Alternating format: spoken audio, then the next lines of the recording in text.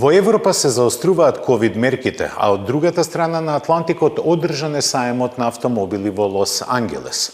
Во градот на ангелите се случи вистински удар на новитети кои беа фатени во електрично коло. Радува фактот што таму се представи виетнамскиот VinFast, за чие пазарно деби беа одредени две потполно нови електрични спортски корисни возила. Во тој смер размислува и Фискер, а Kia побрза да го представи EVA 9. Возило кое ветува дека кога ќе се појави во Америка во 2024 година ќе биде нешто сосема ново.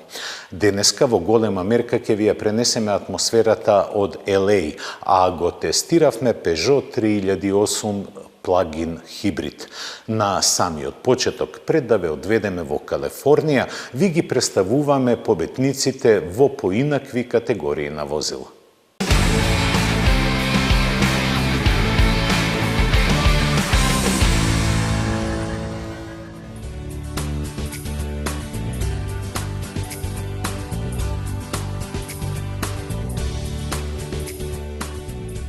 Стручното жири за избор на ван на годината, која обележува 3 децении од своето делување, јубилејната награда му ја додели на дуото Renault Kangoo и Mercedes Citan. Развиени можеби како последен партнерски проект на двете компании, тие најмногу ги импресионираа водечките новинари, што ги следат комерцијалните возила во конкуренција на 14 модели представени во текот на изминатите 12 месеци. Иако имаа многу заеднички нешта, Kangoo и Citan сепак секој за себе зрачат со персоналност која им ја обезбедија развојните тимови на матичните компании. Ги обединуваат високата функционалност, безбедноста и широкиот диапазон изведби и можности на примена, што и беше најсилниот адут кој го убеди жирито да им ја врачи наградата. Организацијски поврзано со него, но сепак независно делувајќи, жирито за избор на пикап на годината своето признание го додели на новата генерација на Toyota Hilux. Инаку, образложение за оваа одлука не е потребно. Сепак се нагласува дека овој модел освоил најмногу гласови со новиот погонски склоп, добрите возни својства и легендарниот квалитет со кој Hilux повеќе од 5 децении ги издржува и најтешките предизвици. Доколку што жирито му додели две титули за пикап на 2022 и 2023 година, но само затоа што ова признание е биенално. Со награда се закити и DAF, кој за својата нова XF, XG и XG Plus генерација доби титулата камион на годината. Донесена врз основа на сеопфатни критериуми, таа е резултат на технолошките иновации кои холанѓаните ги наменија за своите тешки камиони, први во Европа развиени според новите прописи за тежините и димензиите на товарните возила.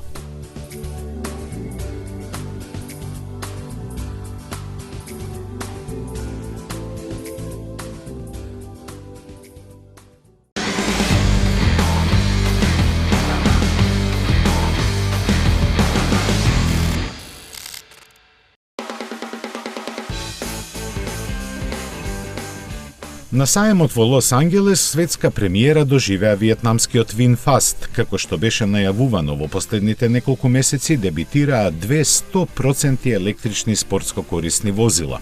Основана е во 2017 година. Таа инвестираше $1,500 милиони во супермодерен фабрички комплекс. Ги собра кај себе најголемите умови од автомобилската индустрија, меѓу кои и доскорешниот прв човек на Opel, Михаел Лохшелер. Го ангажираше и познатото дизајнерско студио Pininfarina, а електрификацијата ја постави како предводник низ својот глобален пат.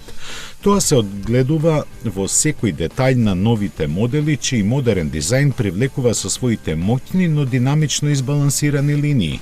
Помалиот со ознака VF E35 со својата должина од 4,75 и меѓуоскиното растојание од 2,95 метри ќе им конкурира на најновите адути во електричниот автомобилски свет Volkswagen ID4 и Hyundai Ioniq 5.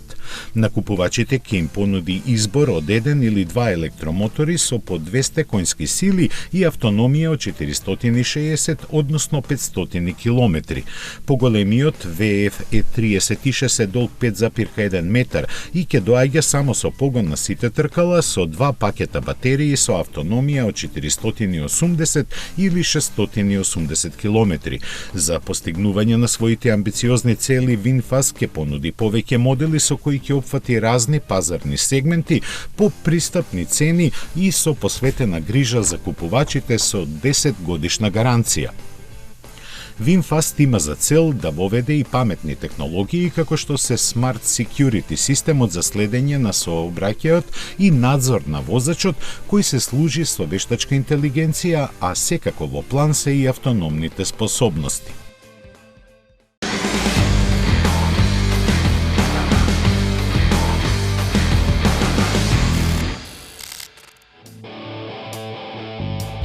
И покрај сите предизвици кои оставија негативни траги во неговите планови, дизајнерот и предприемач Хенрик Фискер не се откажа од идејата да лансира собствена марка автомобили. Сите своји напори ги насочи кон реализација на проектот за развој на кросоверот Fisker Ocean, чија предсериска изведба ја покажа во Лос Анџелес. Како концепт го видовме пред 2 години, а од порано објавени се неговите спецификации, така што најголемата новост сега е организацијата на неговото производство, кој ќе се одвива во погоните на Магна Штаер. На австриската компанија и е доверен и изборот на добавувачите кои ќе го снабдуваат овој средно голем кросовер со 3 различни погонски групи. Основата има еден електромотор со 275 конски сили и батерии доволни за 400 километри. Изведбата со 2 електромотора и погон на сите тркала располага со 540 конски сили и автономија од 550 километри, а оптимизираната топ верзија е за 10 коњи посилна и има за 10 километри поголема автономија. Она што го прави Fisker Ocean уникатен е внатрешноста уредена само со материјали кои може да се рециклираат. Покрај се друго во неа, впечатлива карактеристика е огромниот централен екран кој може да се ротира. Сето ова е зачинато со соларни панели на покривот кои може да обезбедат поминување на теоретски 3200 километри годишно, кога секој ден би бил сончев. Цените во Америка веќе се познати и ќе стартуваат од сосема пристојни $37.500, а купувачите ќе можат ако сакаат возилото да им биде испорачано на домашна адреса.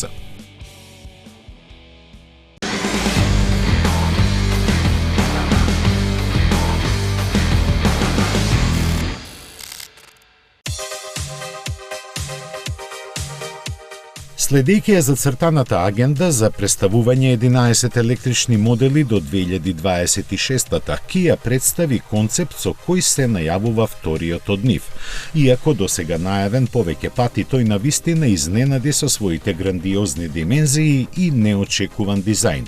Корејците решија таков да биде за да го извлечат максимумот од наменската платформа за електричните возила од новата генерација.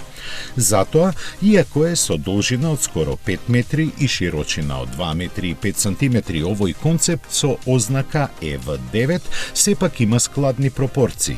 Нарушени со чистите, но премногу искршени линии и префутуристичките дизајнерски зафати, тие не одаваат впечаток дека вакво нешто ќе се прелее и во серискиот модел, кој треба да го очекуваме во 2024 година. Истиот стил владее и со енормната кабина, која има простор за 3 реда седишта и врати кои широко се отвораат една наспроти друга. Но и покрај се, некои стилски детали дефинитивно ќе се сретнат во идната гама на Kia, како што е изгледот на предниот дел или минимализмот на интериерот. Се забележуваат недостатокот на ретровизори, место кои се користат камери и екранот во внатрешноста, кој иако изгледа мал, има диагонала од 27 инчи. Она што не се забележува се носачите на покривот, кои кога не се користат може да се вовлечат за да се подобри аеродинамичноста. Корејците засега не наведоа никакви податоци за погонската група или батериите, но тие секако се поврзани со развојниот пат на новата семейна платформа на групацијата Hyundai.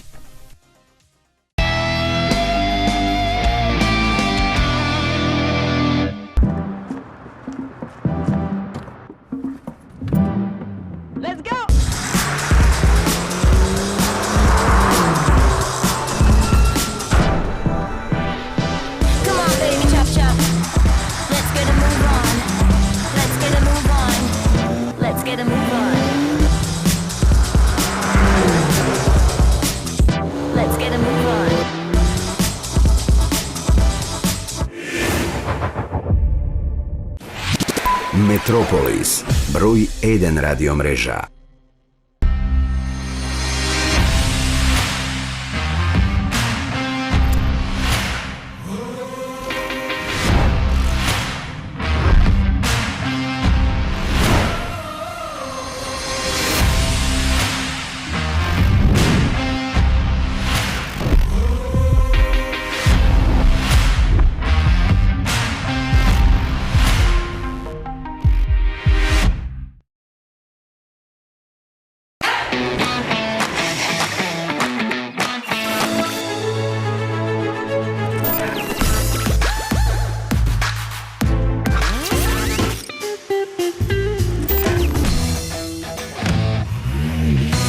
Едноставно до нов автомобил со Шпарка се лизинг.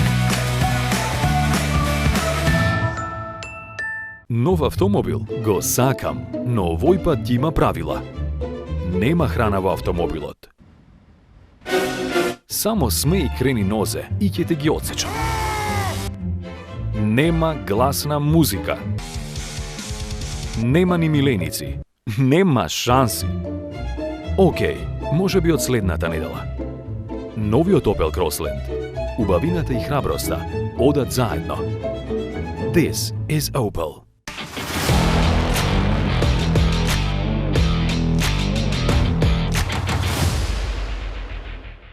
Колку и да се инаети за изфорсираната електрификација, Toyota не може да си дозволи да го игнорира трендовите и го подготви првиот свој модел од наменски издвоеното 7-члено семејство возила обединети под називот Battery Zero, што е друго име за потполно електрични возила.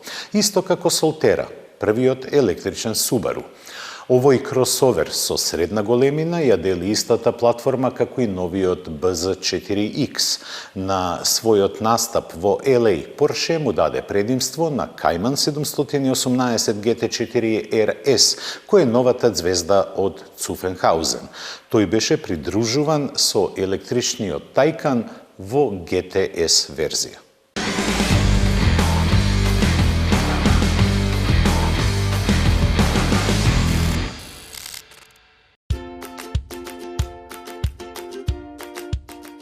Криптичното име BZ4X го објаснува новиот кросовер од Toyota.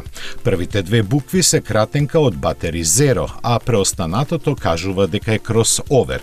Според димензиите е многу близок до RAV4, но електричната платформа овозможи дизајнерите да му дадат поскладни пропорции. Предниот дел, налик на нос на ајкула, му го навестува карактерот, а спуштениот заден крај перформансите на погонската механика. Во Toyota добро знаат како треба со струјата и сега, кога созреа времето да се направи исчекор во однос на досегашното, сето свое искуство го искористија на најдобар начин. Затоа и платформата на која е поставен овој кросовер има уникатна специфичност да користи еден или два електромотори кои ги задвижуваат предните, задните или сите 4 тркала.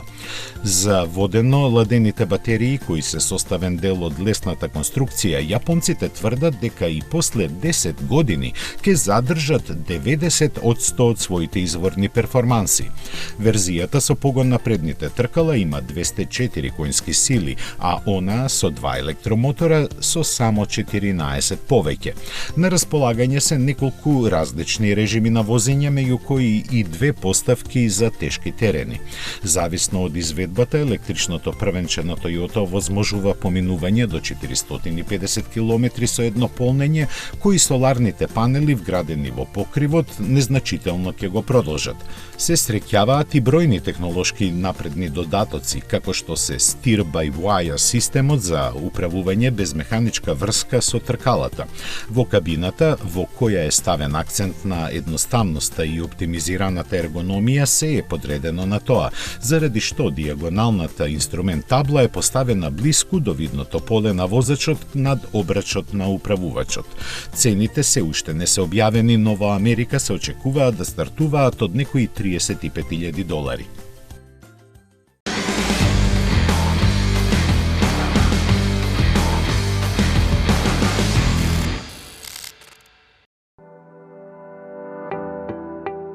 Називот Солтера е добиен со спојување на латинските зборови за сонце и земја, иако не е јасно каква порака сакаат да испратат јапонците со тоа. Должината од 4,7 и меѓуоскиното расстојание од 2,85 метри обезбедува просторна кабина и солиден багажник.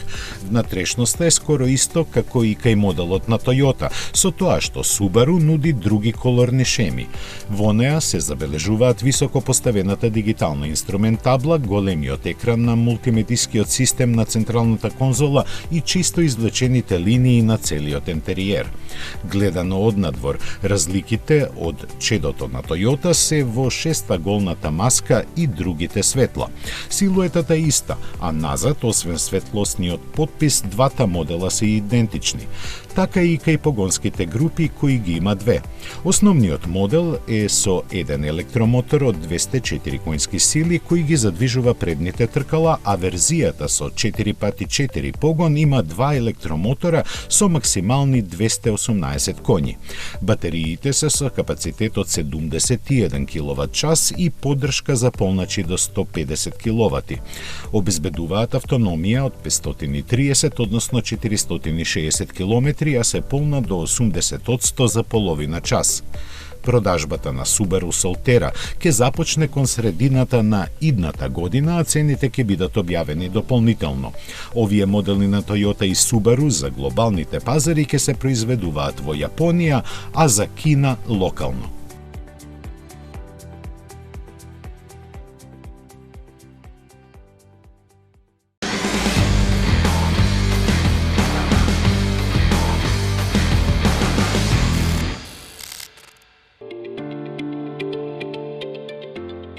Порше силно настапи на салонот на автомобилите во Лос Анџелес, подготвувајќи серија новитети.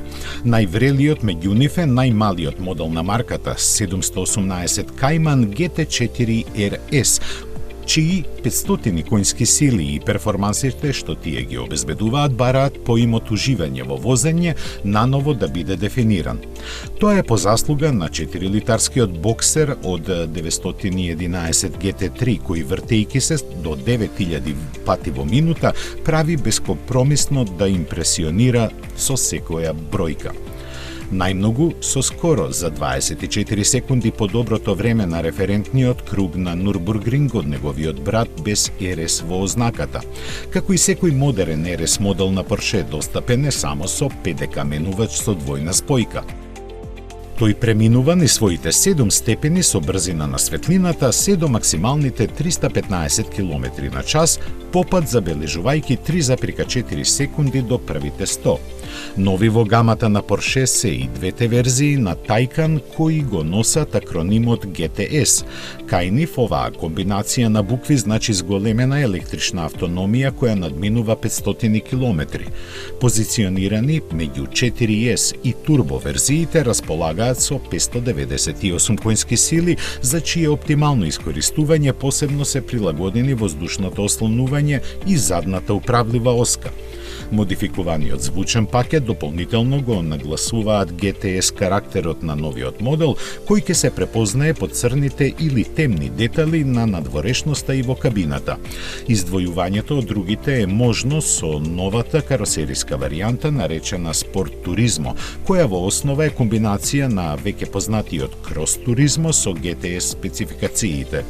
Заради тоа ги нема пластичните заштити на каросеријата и додадени се и неколку практични елементи кои го зголемуваат задоволството во возењето.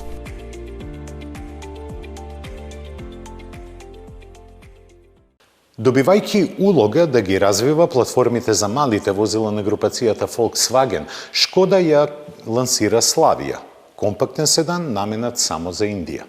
Прилично привлечниот изглед можеби би поминал и во Европа, но за тоа потоа. Трите верзии на кросоверот T-Roc, иако представени во различни години, Volkswagen заедно ги прати на фарма за убавина. Таму се подвргнати на бројни третмани со цел да бидат способни да свртат уште 1 милиончево нарачки. А веднаш потоа следува тестот на Peugeot 3008 со плагин технологија.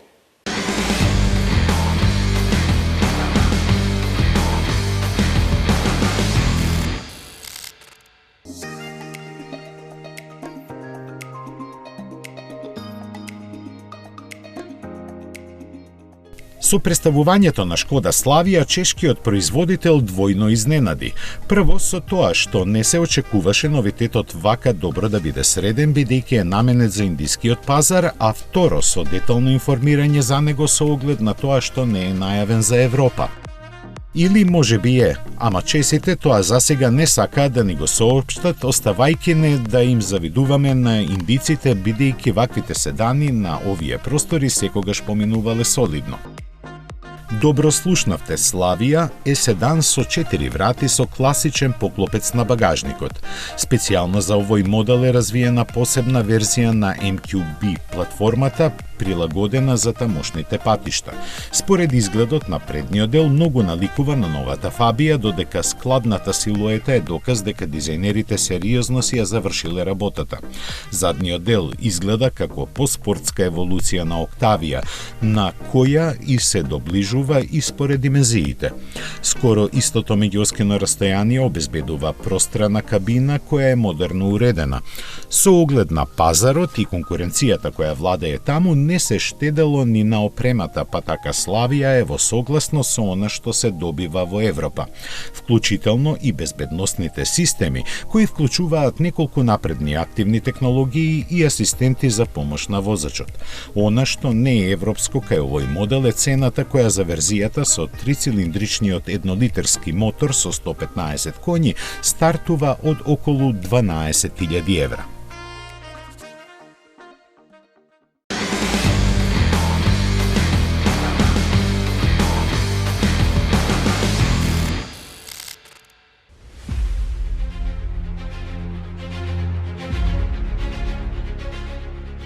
Однадвор, како и обично кај Volkswagen, многу работи изгледаат познато на прв поглед.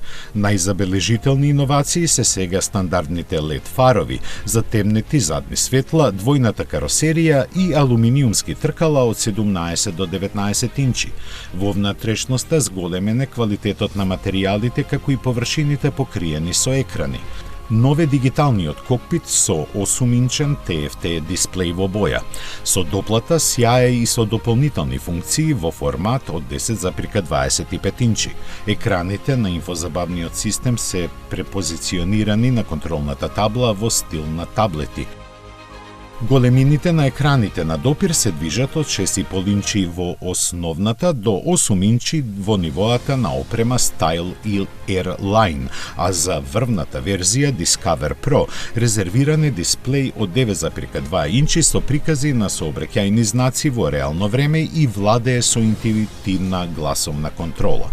Моторите и погоните не беа допремни, што засега исклучува било каква електрификација. Така останаа во понуда еднолитрениот бензински мотор со 3 цилиндри и турбо со 110 конски сили и двата 4-цилиндрични турбаши од 1,5 литри и 150 конски сили и дволитарскиот од 190 конски сили, вториот со погон на сите тркала како стандард. Дизел моторите ги застапуваат двете дволитарски единици со 115 и 150 конски сили. Погонот, 4Motion и 7-брзискиот DSG менувач секогаш се вклучени во врниот модел T-Roc R со жешки 300 коњи, кои спринтат до 100 км/ч за 4,9 секунди, има спортска суспензија и сопирачки со високи перформанси. T-Roc Cabrio, од друга страна, сепак ќе мора да се задоволи најмногу со 150 коњи. Покрај стандардното следење на обкружувањето со фронт асист, вклучувајќи пешаци и велосипедисти, содржи систем за одржување на лента, а може да биде опремен и со матрикс, лед светло и полуавтономна помош при патување. Продажбата започнува наскоро кога ќе се знаат и цените. Сега на располагање се сите верзии, осем T-Roc R, кој ќе се придружи на почетокот на идната година.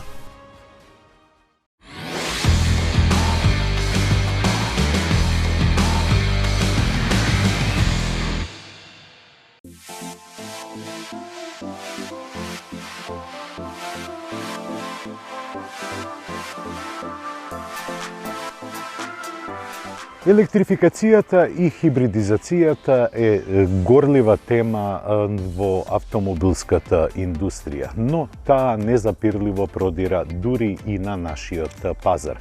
Peugeot има широко портфолио на електрични и хибридни модели, а денеска го имаме на тест хибридот, односно хибридната изведба на спортско корисното возило 3008. За дизајнот на Peugeot 3008 не треба многу да се зборува, бидејќи ги содржи сите оние препознатливи елементи за компанијата. Тоа значи дека има маркантна предница која наликува на заби од грабливка. А што се однесува до деталите, нив ги има многу, бидејќи за хибридната верзија Peugeot спреми неколку дизајнерски изненадувања. Од измените на задниот дел е забележливо намалениот простор во гепекот. Во 3008 има простор од 528 литри за оставање гепек, но поради поставеноста на батеријата и електромоторите, просторот во гепекот е намален на само 380 литри. Во внатрешноста не е жртвуван просторот, жртвуван е само гепекот, а додека на задната клупа имате простор во сите смерови и одлична удобност. Особено ми се допаѓа завршната обработка на седиштата која покрај оваа боја дава и посебна емоција на внатрешноста. Возачката позиција е токму онаква каква што треба да биде. Од Peugeot сме навикнати да имаме интересен интериер, а тоа се одразува во сите негови модели. Особено i-кокпитот кој е тридимензионален и одличната поставеност на централната конзола на дисплеот кој доста интуитивно се команда, но и пружа добра графичка испишаност на вредностите. Малиот волан во многу модели ми пречеше за видливоста, но тука ја најдов мојата идеална возачка позиција. А каков е за возење? Тоа ќе видиме првично во градски услови.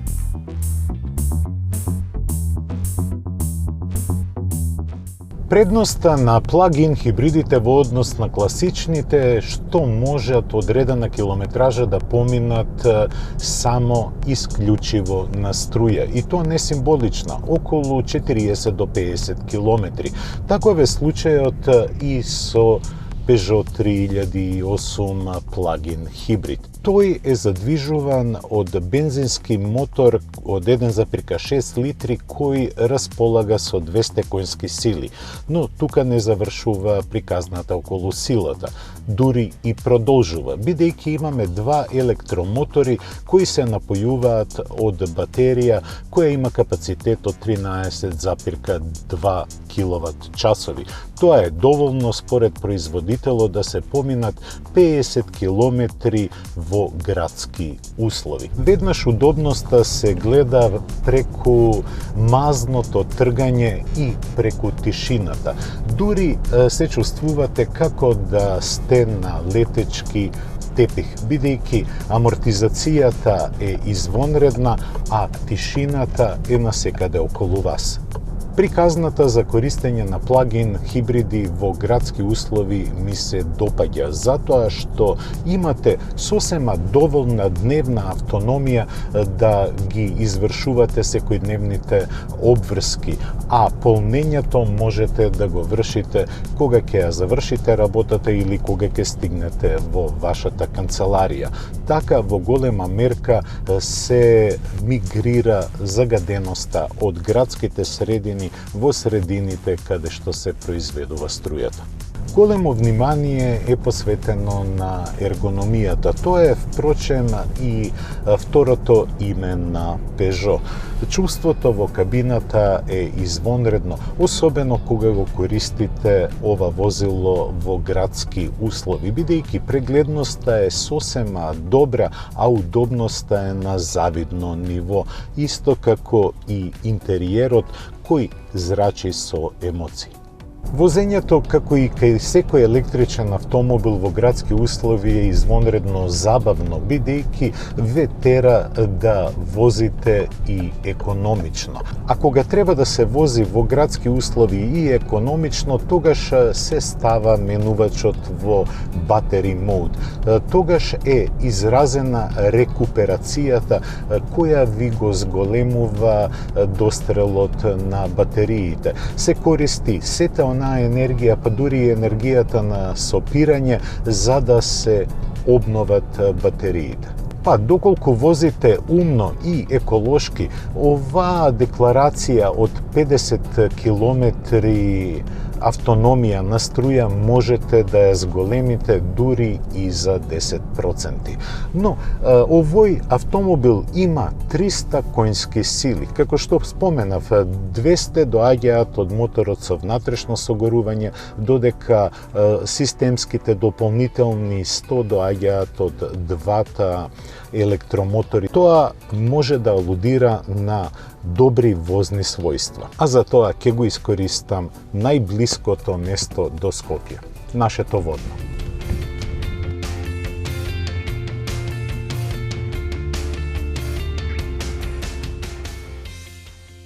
Возењето на ваков хибрид ве тера да возите што поекономично.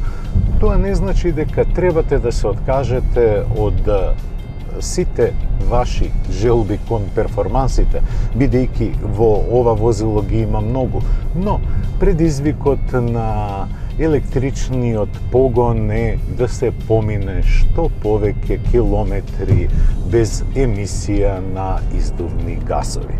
Оваа комбинација овозможува одлично забрзување. Според декларација тоа изнесува 6,9 секунди, кои се секавични за ваков тип на возило. Иако е спортско корисно возило и малку поиздигнато од тлото, 3008 со хибридниот погон има одлични меѓузабрзувања, но и стоички се држи во свиоци. Поголемата тежина се чувствува и го занесува возилото, но лесно се скротува. А меѓузабрзувањата се одлични и го чувствувате сиот потенцијал кој го дава оваа комбинација.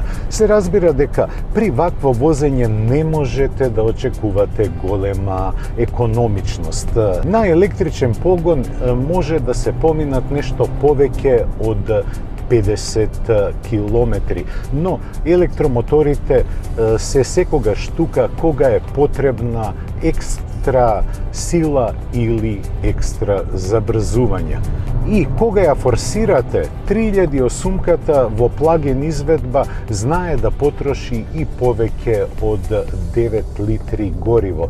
Но доколку ја возите еколошки свесно, тогаш просечната потрошувачка ќе биде нешто испод 6,9 литри. И да не заборавиме, ова е економичен автомобил. Исто така и еколошки, бидејќи просечната емисија на CO2 на 100 километри е околу 30 грама. Доста интересна комбинација е оваа која се наоѓа во Peugeot 3008 плагин хибрид, но неговата висока цена го прави и го става во групата на дискутабилни возила. 3008 со плагин хибрид и неговите 300 коњски сили чини 69.820 евра. Тоа е цена за која нема многу играчи, но публиката е се поголема. Тоа беше се што подготвивме за денеска. До гледање за 7 дена.